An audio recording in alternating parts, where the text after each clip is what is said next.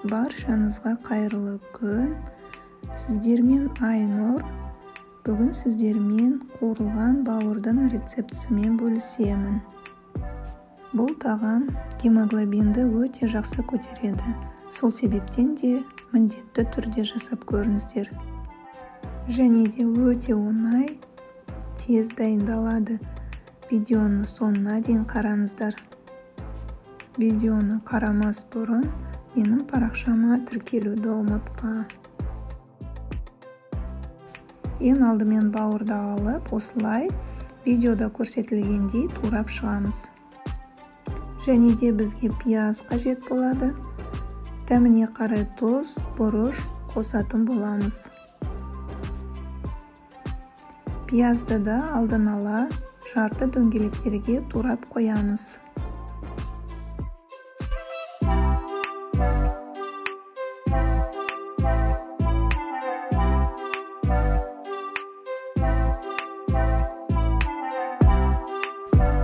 Қызып тұрған табаға сұйық май құямыз. Жақсылап қыздырамыз. Оттың асты қатты шығып тұру керек. Енді осының үстіне осылай кесілген бауырды саламыз. Қатты отта шамамен 4 минуттай пісіреміз. Бауырдың түсі осындай қоңырқай түске енуі қажет. Толықтай түсі өзгерген кезде оның үстіне пиязды саламыз.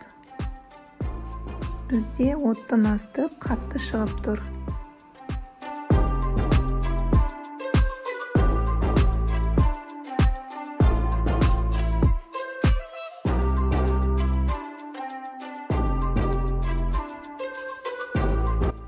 Жақсылап барлығын араластырамыз. Шамамен 10 минуттай қатты отта қуырамыз.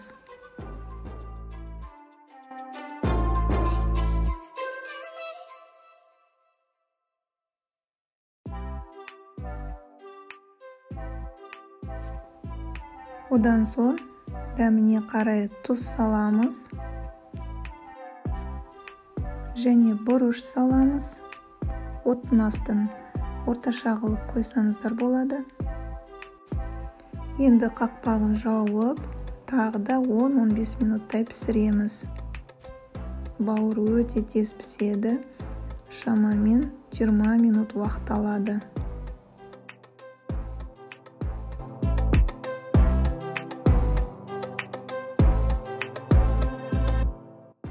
Бізде бауыр дайын, достар. Міндетті түрде жасап көріңіздер. Сіздерге ұнайды деген ойдамын. Бұл тағам денсаулыққа өте пайдалы. Мен өзім гемоглобиным төмен кезде осылай бауырды қуырып жейтінмін.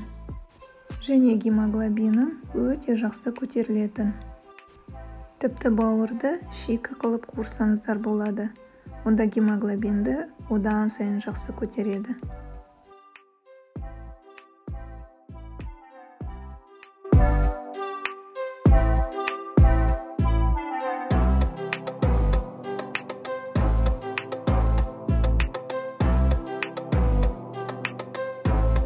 Әдемілік ретінде дәм беру үшін осылай пиязды дөңгелек етіп турап, үстіне қойып берсеңіздер болады. Гарнир берсеңіздер болады қасына. Күріш немесе картоп қуырып, әдемі етіп беріңіздер. Астарыңыз дәмді болсын. Сіздерге осындай пайдалы рецепттер ұнайды деген ойдамын.